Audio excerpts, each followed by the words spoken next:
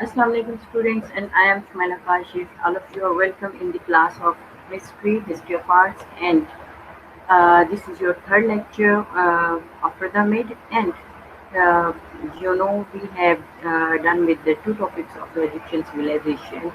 As I have delivered the two first lectures to you, and this is our third lecture. It will be all about the life of pharaohs and who were the pharaohs of the world. So I am giving you again an overview about the Egyptian. Uh, yes, you can got these lectures of mine on the Google Classroom as well, and this is our third lecture on the Egyptian civilization.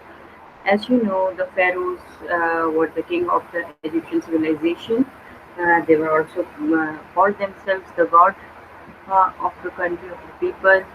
Pharaoh was the king or the queen. They could be a king or the queen. Yes, there are mostly about the pharaohs is that so many of the pharaohs were the king, but a few of them were queens as well.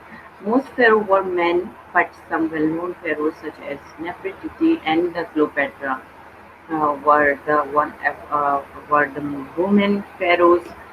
Pharaoh was the most important and powerful person in the kingdom. He was the head of the government and the high priest of every temple.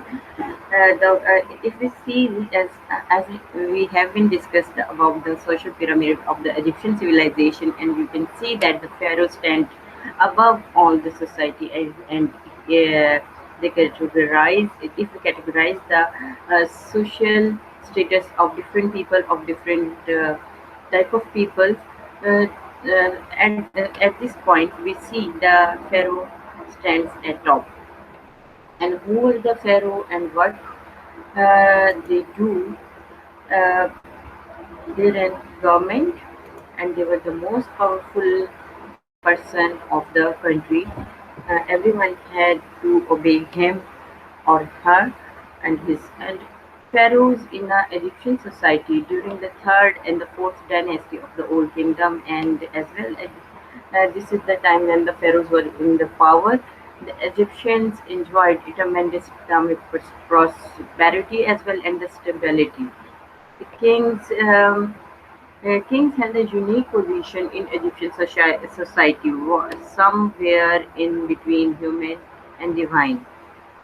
They were believed to have been chosen by the god themselves to serve as their mediator on earth. Because of this, it was in everyone's interest to keep the king's majesty intact even after his death.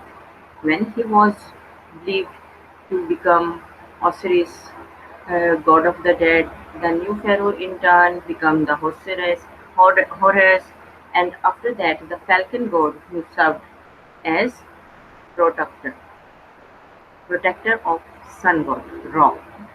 This is the cycle of the pharaohs, and after the death of the pharaohs, they gave those pharaohs as a position of the gods, and the next upcoming pharaoh called himself the other god.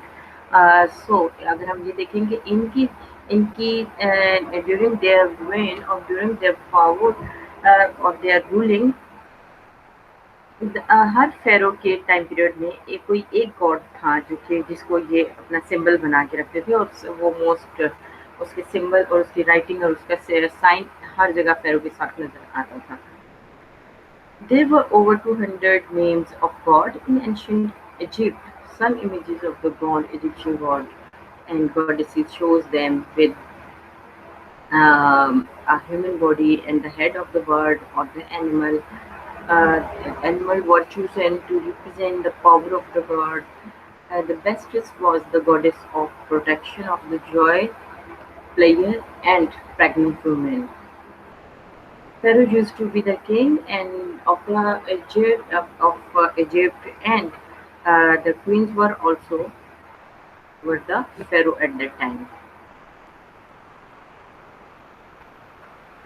So here I'm going to give you introduction about few pharaohs. So the most famous or the most powerful pharaohs, or which have been passed in the history of the Egyptian is the one of them is Akhenaten. Akhenaten was a famous for saying there was only one God, the sun god. He was the king who believed that we can call him a monotheist god. The sun god, he ruled with his wife Nefertiti, and they closed many of the temple of other gods. He was the father of the famous king Tut. Tut was the next pharaoh to him. Akhenaten, this in this picture you can see that Akhenaten is wearing an Egyptian crown of war. This is a sculpture of the pharaoh, and this image is of his sarcophagus and of his what you can believe. This is not the actual face of him. This is the picture of which has been depicted here. His features here after his death. So the next we have here is after this is this is the picture of the king of the and the funeral mask of the Tutankhamun. Tut was the son of uh, Akhenaten, and now you can see the Tutankhamun is largely famous today because much of his tomb remained intact, and we have one of the greatest Egyptian warrior from his rule. He became pharaoh at the age of 9. He tried to bring back the god that his father had banished. This was a time period we can, if we studied the history and Tutankhamun or the Akhenaten. Akhenaten is the mostly believed that this is the king, uh, which was the contemporary king of or pharaoh of the Yusuf alayhi salam, and his son was only of 9 years when he came into power. And you can see that here are so many gods and pharaoh here. Not only the Akhenaten and Tutankhamun, they were the most powerful and famous in the history, but the Nefertiti and the Cleopatra and so many other pharaohs were also very famous in the society. Uh, because we have their mummified body with us in their pyramids. Pharaoh were the king and the queen of the Egypt. Most pharaohs were men, but some well-known pharaohs such as Nefertiti and Cleopatra were women. The pharaoh was the most important and powerful person in the kingdom. He was the head of the government and high priest of every temple. The pharaoh of the ancient Egypt were the supreme leader of the land. They were like king or emperor. They ruled both Upper and Lower Egypt and were both the political and the religious leader. The pharaoh was often thought of as one of the gods. The name pharaoh comes from a word meaning the great house, which is the name of the pyramid, that describe a place or the kingdom. The pharaoh's wife or queen of Egypt was also considered a powerful ruler. She was called the great royal wife. Sometimes women became the ruler and were called pharaoh, but it was generally men who ruled there. The son of the current pharaoh would inherit the title and would often go through training so he could be a good leader. Historians divide up the timeline of ancient Egyptian history by the dynamic with the dynamics of the pharaohs. The dynasties was when only family maintained power. Heading down the throne to an higher, there are generally considered to be a 31 dynasties over the 300 years of ancient Egypt history. As you know, in our area or in our um, subcontinent, we have two or three dynasties, and one Muslim dynasty that is called the Mughal dynasty, and there and but in the Egypt or in the Misr, there were 31 dynasties. These were There were many great pharaohs throughout the history of ancient Egypt. Here are some of the most famous ones. One of them is Akhenaten, and Tutankhamun is also one of them. And here are few names as well, like Hatshepsut, who was a lady pharaoh. Hatshepsut was originally regent for her son, but she took on the power of pharaohs. She also dressed like pharaoh to reinforce her power, including the crown and ceremonial braid. Many considered her to be not only the greatest woman pharaoh, but one of the greatest pharaoh in the history of Egypt. So we can see the Hatshepsut is a very powerful woman who ruled here, and she was not the only one. But after that, after her, the Cleopatra was also a most powerful woman in the history, as well as the Nefertiti. After that, after the Tutankhamun or the other pharaohs, there are so many names, but I will give you a few introduction about the just a few pharaohs. I would like to introduce you a few pharaohs like Hatshepsut and Amenhotep III. Amenhotep III ruled for 39 years of great prosperity, very long time. He brought Egypt to its peak of power. During his rule, the country was at peace and he was able to enlarge many cities and construct temples. The next is the Ramesses II. Ramesses was a very famous dynasty. Ramesses II, often called the Ramesses the Great, he ruled Egypt for 67 years. He is famous today because he built more statues and monuments than any other pharaoh. And Ramesses II is also known as the contemporary pharaoh of Hazrat Musa alayhi salam.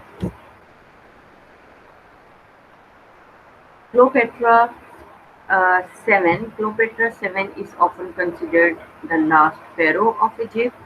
She maintained power by making alliances with famous Romans such as Julius Caesar and Mark Antony. So here is the this is the there are these are the most famous pharaoh in the history, and there is one more important thing about the pharaoh is called, which is the pyramid.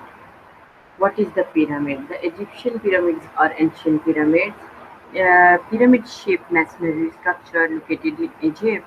The most famous Egyptian pyramids are those found at Giza. Yes, Giza was a very old place, and Thebes is Thebes, Giza, and Iskandria are those places which have been the capital of their reign of their government when the pharaohs was there were there, and they made different cities their capital city at different time. So, but the Giza is the most famous place for the construction of pyramid. On the outskirts of Cairo, several of the Giza pyramids are counted among the largest structures ever built. The pyramids of Khufu at Giza is the largest Egyptian pyramid. And here it is, as I have shown you these pictures once again. One of the oldest mysteries surrounding ancient Egypt concerned the building of the pyramids.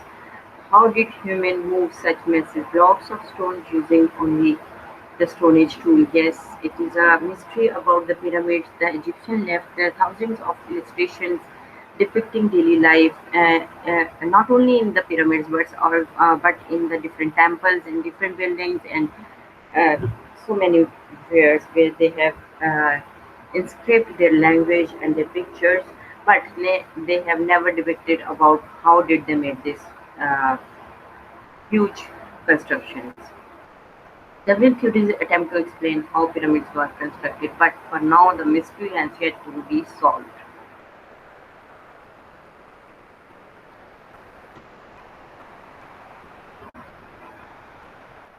uh, you can see the pyramids are not constructed at a great distance. They made the pyramids, the cluster of the pyramids or the chambers of the pyramids, and because if the main pyramid of the king and small and along with he also made the pyramids of, they give order to build or to construct the pyramids of their wives and their kids as well. And if they have some important people in their reign or in their government or relatives, they were also buried into these pyramids as well.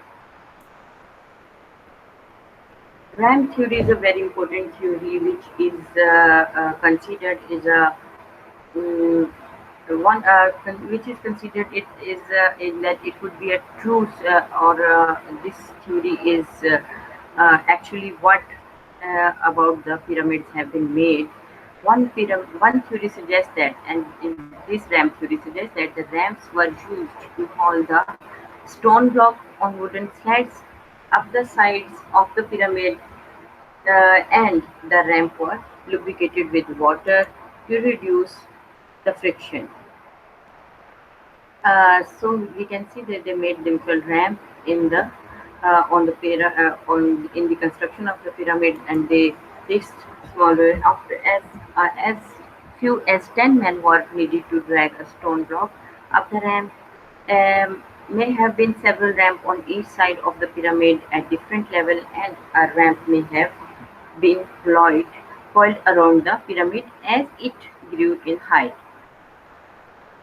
Once the stone block reached its desired level, the wooden proper may have been used to lower it into the position.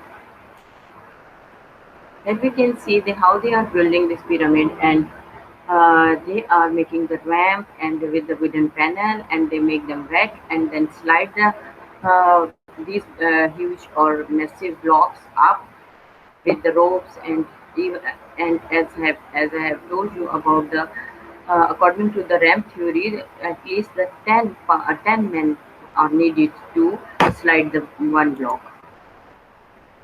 Yes, they slide the ramp like this. This is the way how they built this pyramid.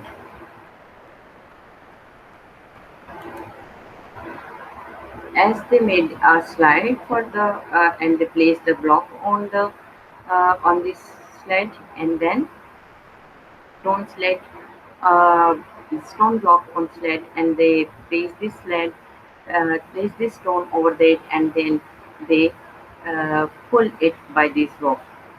And 10 men are needed for the sliding of the block.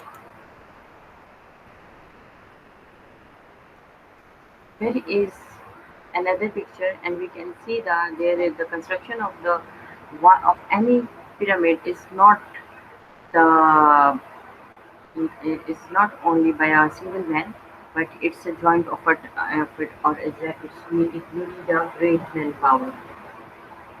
Side by side engineering of making it, and the instructor must be in between there, and it is also important, and they must have some plan, and they must or were following some orders from someone who is giving them order according to the plan, according to the engineering, but they have never ever told us about their theory.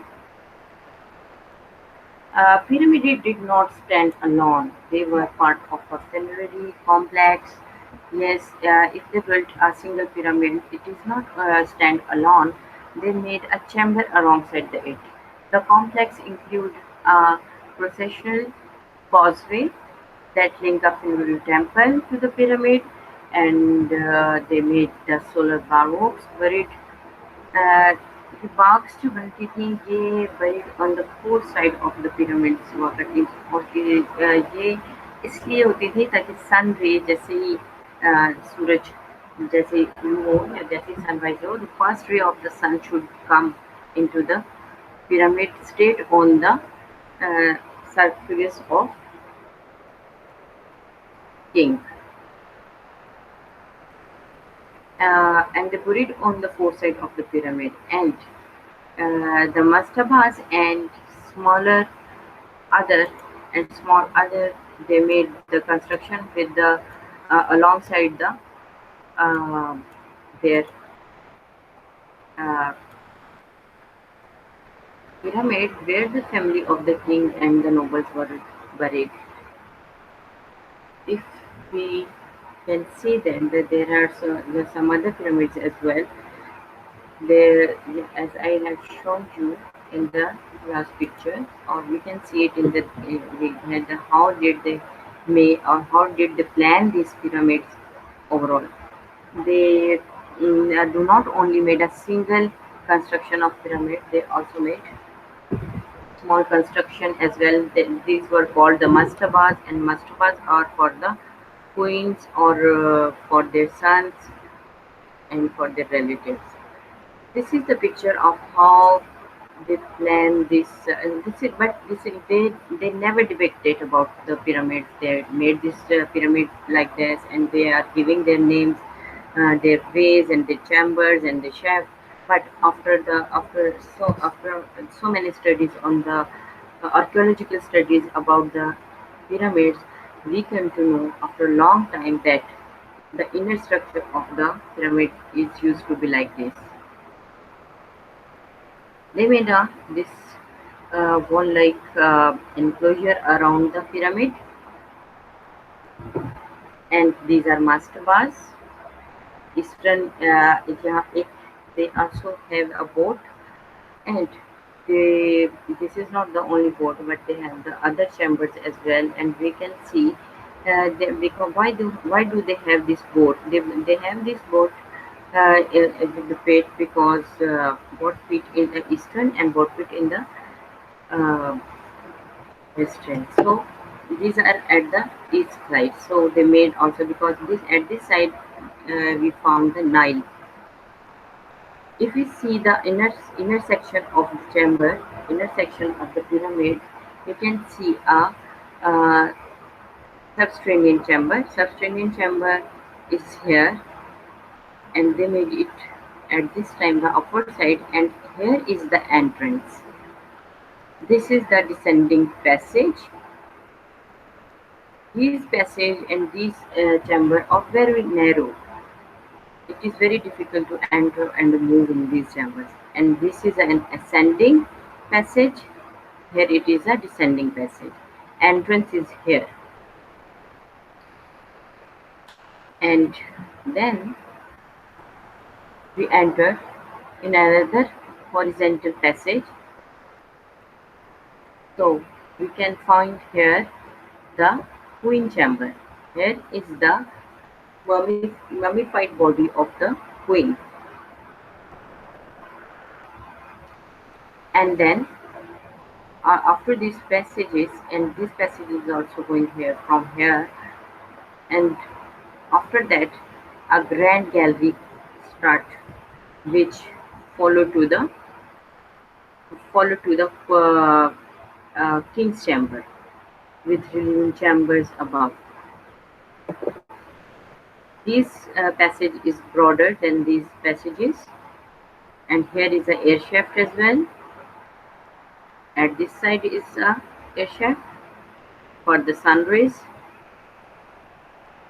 and this is the king's body or king's coffin here. The outer plan shows us the mortuary temple they made here, and the boat pit is here, and this is the causeway.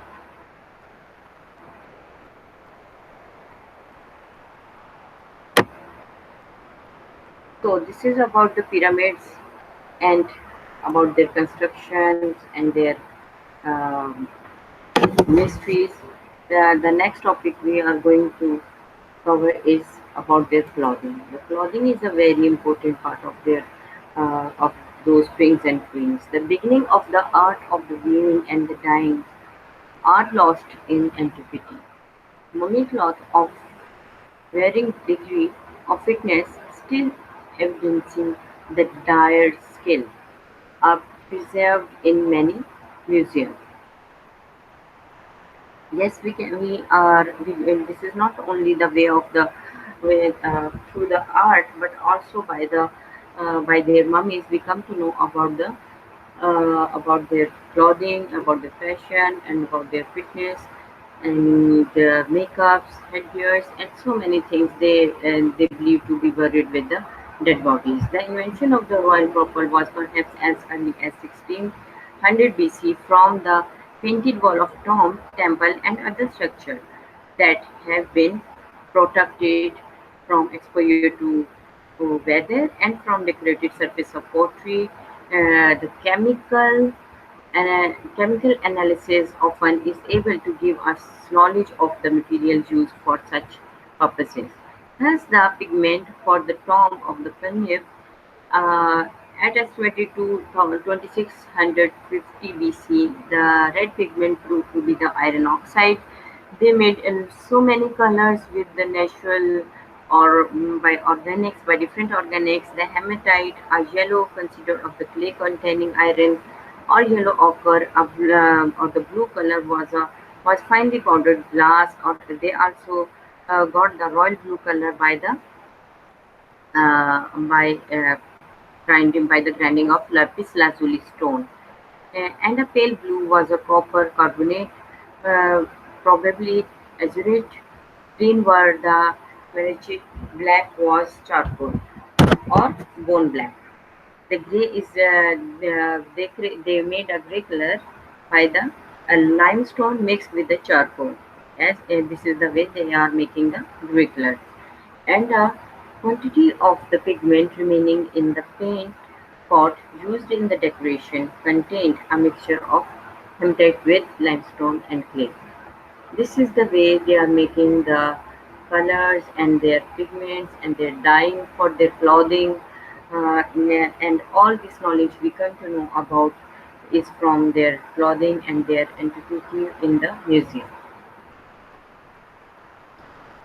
What's here are also few steps and a few points about their fashions and their clothing and about the men and women. Women used to wear the straight ankle length dresses, but the women wear also the kaftans and other type of like jalabia type clothing, and they also wear kilt. The fashion for men and women, rich or poor, changed very little over the countries in ancient Egypt. The clothing worn by men and women was made of linen because the weather is hard here when there is very hot here. So they wear the simple linen, simple in design and lightweight for the hot climate. All men from the tomb worker to the pharaoh wore a kind of kilt. Every person have to wear a kilt. Here, what is the kilt or the what is the this is a type of apron that varied in length over the years, from halfway above the knee to halfway below the knee. Here I have seen few pictures for you of the kilt. Kilt is used to be look like this, and they wear this kilt. Here is the kilt. The every person in their society and every man wear the kilt from pharaoh to a slave. It was tied at the front, folded in at the side, or in two knots at the hip. A sleeved shirt-like garment also became fashionable. The women wore straight ankle-length dress that usually had straps that tied at the neck or behind the shoulder. So this dress is used to be called the jalabia or the kaftan. You can see this here. Here is a type of their dressing.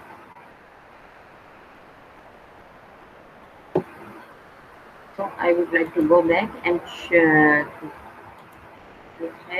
discuss with you two more things about the wealthy people wore sandals made of leather that had straps across the instep and between the first and the second toes. Some dresses had short sleeves the women wore, and they wore sandals and they wore wigs, they wore jewelry, headgears, kaftan, jalabia, and all these things we are going to discuss through the pictures now. Kilt. What is the kilt? Kilt is this belt, like apron, like garment. This is the linen kilt. What type of clothing did Egyptian wear? If we, this is the question always come into mind if we talk about the pharaohs and the slaves and the other people or the doctors, if they are using the medicated strips for the process of the mummification, then anyone can think about this. What type of their dressing should be? There are wrapped around garment for ancient Egyptian made from a length of cloth. These include kilts, shirts, skirts, cloaks, shawls, and some dresses. Men might wear apron, pieces of cloth attached to a belt or band around the waist. Here is a picture of kilt. This is an embellished kilt. They use this kilt is used to be used by their kings and their aristocrats.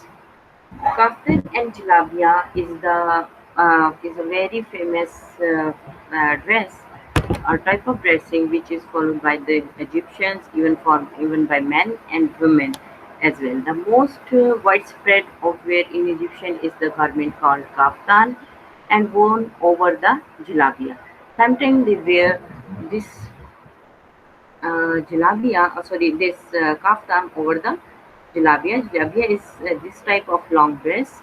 Jalabia used to be of half sleeve or sometimes of sleeveless, but they wear a kaftan over the jalabia. And most of the time, if the jalabia they use the kaftan, which is the which is have white sleeves and front open, then they use this jalabia. Front is closed. The kaftan and the bone over the jalabia, it is long coat-like piece. Jalabia is a long coat-like piece with long wide sleeves. Uh, that is about the kaftan is open in front and belted with the sash called hizan. In the next picture, you can see that here this is the royal dress. This man is wearing a jalabia and then a kaftan, pleated kaftan, and then he is wearing a as I have told you about the cut, and he is not this is not the only he is wearing, he is also wearing a kilt.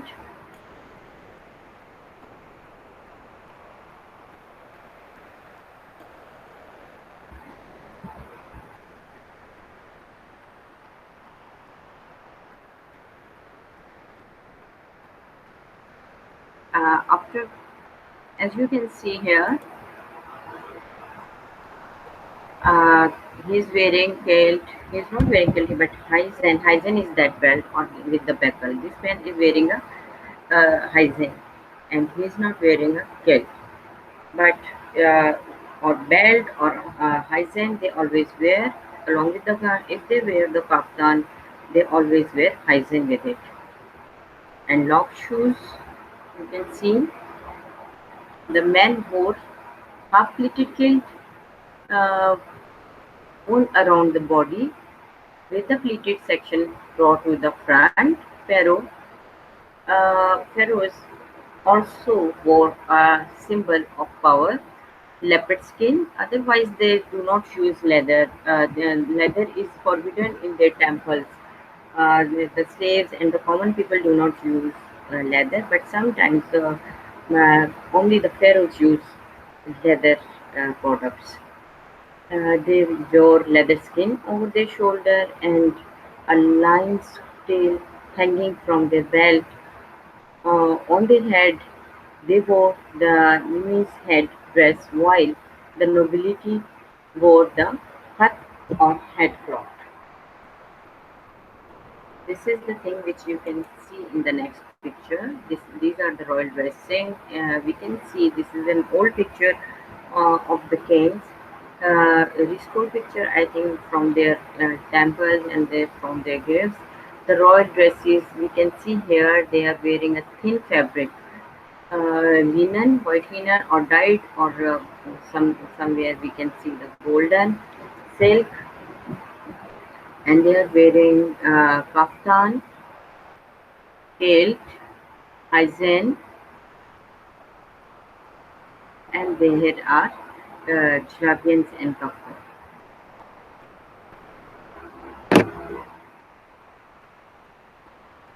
So the animal skin above all, leopard skin were uh, sometimes worn by the priest and by the pharaohs in their rule at first, servant of the god. Early as the second half of the second millennium BCE, traces of silk have been found in the Egyptian tomb. As you can see in the previous picture, I have shown you the silk has been started to be wear in this at this time. At times, the king and the queens wore decorated ceremonial clothing adorned with the feathers. The manufacture of the cloth was apparently most women's work. Uh, it was generally done at home, but there were workshops run by noblemen or other men of means. The Egyptian climate, with its hot summer and mild winter, favored light clothing made from plant fiber. Wool was used to a lesser extent because of the warm weather. And so these are the facts about their uh, clothing, and these are very interesting to study about the Egyptian civilization's clothing, and there are also a difference of the clothing of the different social classes. And even in the old kingdom or the middle kingdom or the new kingdom, there used to be a different classes. Noblemen, in the old kingdom, noblemen wore short kilt, pleated and belted hair, the shoulder length hair, and they wore necklaces. What the female do? The female servant simply simple silk dress with wide shoulder, straps, long hair, unplated jewelry. In the Middle Kingdom, what the officials do mid-calf kit with a large apron and was probably stiff to maintain its triangular-shaped elaborate necklace. Female servants simply silk dress, long unplaited hair. Noblemen, noblemen in the New Kingdom, elaborate pleated garment, jewelry, wig, and scented cones on the head, sandal with a extended curled toes type of the period.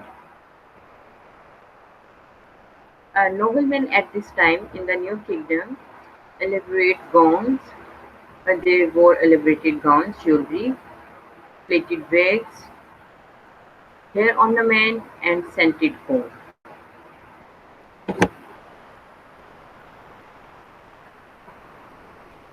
Headdresses and the crowns are very important. Is commonly seen in the high class or used by the pharaohs. Headdresses and the crowns were very popular, especially with royalty. The headdresses have significance and bring a message about the wearer.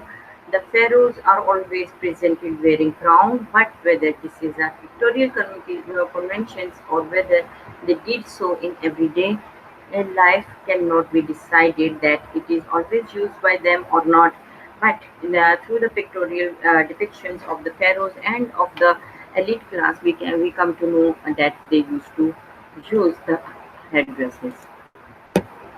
Here are the different sort of headdresses.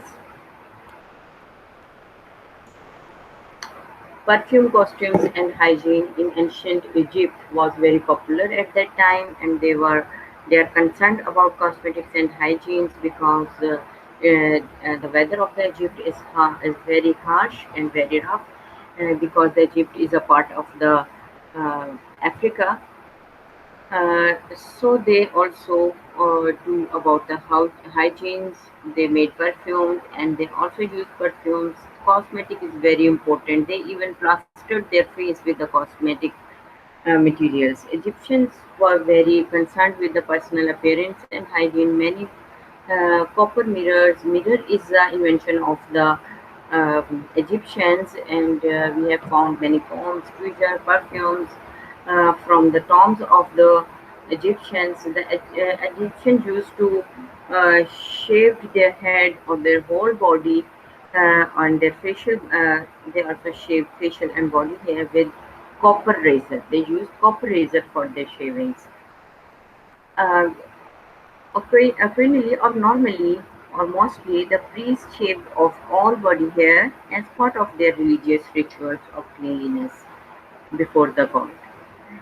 As I told you, Egyptians were very famous for their perfumes. Many of the perfumes were exported throughout the Mediterranean region. As we know, we have the at one side of the Egypt has a coastal side in the Sea of Mediterranean, and next to it is all Europe. So they have a traveling or they trade with them. So they bring perfumes or they import perfumes from the Europe. Ointment were used to protect the Egyptians from the hot suns. They also used different ointment, and even they plastered their skin with the mud mask to avoid the sun burning. Gray, black, or green paint was used to highlight eyes. Eye makeup is very important and is very up to mark at this time. The eye makeup was used on female, male, and even children use this makeup. Uh, Egyptians adorned themselves with as much jewelry as they could afford. The Paris of bracelets were worn around the wrist or high on the arm above the elbow. Ring and ankle were also worn uh, by the by the Egyptians. Women wore large round earrings and put bands around their head or held their hair in place with ivory and metal hairpins. Here are few pictures about the which I will show you. The ordinary people wore necklace made of brightly colored pottery of beading. You can see this picture, and this is the gold-plated jewelry or necklaces which they wore. Here is an here is a bracelet on which we can see the hieroglyphics has been written on it or has been marked on it, or inscriptions or engraving. It could be on this bracelet. You can see. Next is about the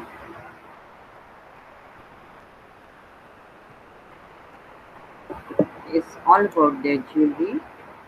Here we can see their earrings, rings, and headdresses different, and necklaces and bracelets as well. In different beads or gold, and they are also gold plated or bare gold. They have molded it, or they even made the jewelry of copper as well. The process of mummification, as we all know about the everything we know about the Egyptian is only because of their by the study of their mummies, which have been buried in the um, big structures of pyramids, and by their depictions through their hieroglyphics. But the process of the mummification, we came to know about the study and the archaeological study of uh, their buildings and their kings and queens mummies. The first they would remove the organ when they start to mummify their dead bodies of pharaohs. First of all, they remove the organs. These would go into the canopic jars, and they save their organs into a different canopic jars. They would take the brain out through the nose. They suck the brain and they make their head hollow by sucking their brain through the nose through a pipe-like tool.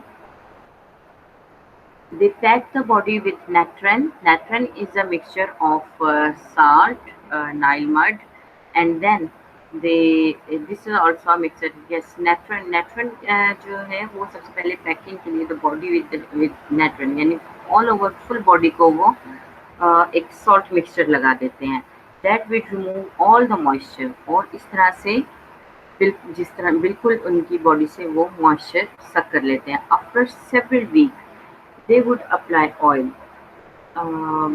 wrap the body in bandages and place the body in a sarcophagus. Sarcophagus is that coffin. This coffin is called sarcophagus. On the upper part, on the upper lid of this sarcophagus, it has been carved with the sculptures and different depictions, or the portrait of the king. After wrapping the whole body, they place the dead body or the mummy in the sarcophagus. After several week they would apply oil, wrap the body. जब वो इस पर oil apply कर देते हैं तो काफ़ी सिकली इसको ऑयल में या वैक्स में, वैक्स को इनफैक्ट इनकी लैंग्वेज में मोम, मोम जो वर्ड है मोम, जिसको हम वैक्स भी कहते हैं, वो मोम जो है वो all over the dead body वो अप्लाई कर देते थे फॉर अ लॉन्ग टाइम. अब वो मोम लगाने के, in fact the word mummy is मोमी in Egyptian language, but we called it mummy. So the mummy is come from the use of from the mom. Mom is wax. So they apply the wax on the dead body and they left it for a long time. The body is and they left the body in the sarcophagus. They would put undecorated marks on the body. Here I want to tell you that after applying the wax on dead bodies, they rip, they they drape the whole body, and after or they wrap the whole body with the bandages which are soaked into the wax or mom. And with these medicated bandages they wrapped around their dead body. They would put a decorated mask on the body. The body would be put in a chamber with all the things needed for the afterlife, food, riches, etc. and etc. Okay, this is the belief of there, and we can see here that they believe the life after the death.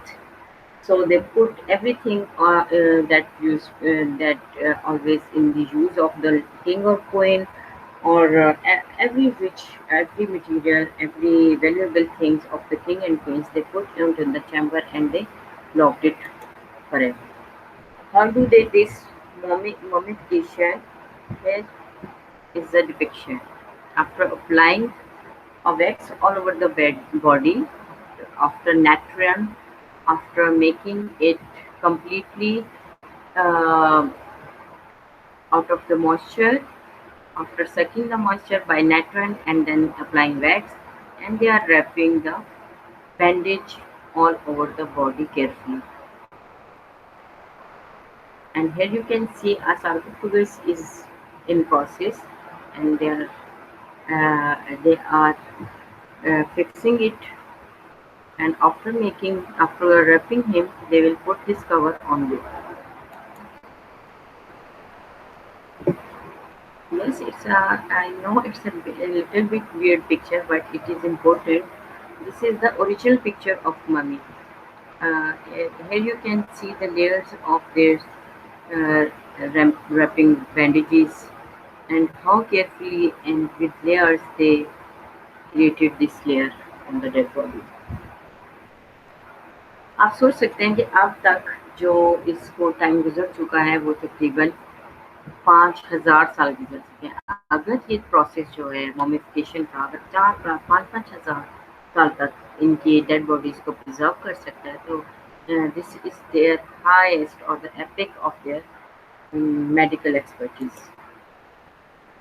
And like this they fix the dead body into the sarcophagus, and after that they cover it with the lid, and these lids uh, are loaded with the different carvings, different stories of their lives, and the sayings by the gods and by their gods, and it is all the gold plated, or mostly these are made up of gold. Thank you so much. This is for today. and I hope you have enjoyed this lecture. And for today, I have this for you. Inshallah, next time we'll start with the new topic, with the new civilization study, inshallah. And until that, Allah Hafiz from my side. And I would like you to prepare this lecture proper, to prepare this topic properly, because in the next class I will announce the date of the quiz and we will go on with the quiz. Thank you so much. Allah Hafiz.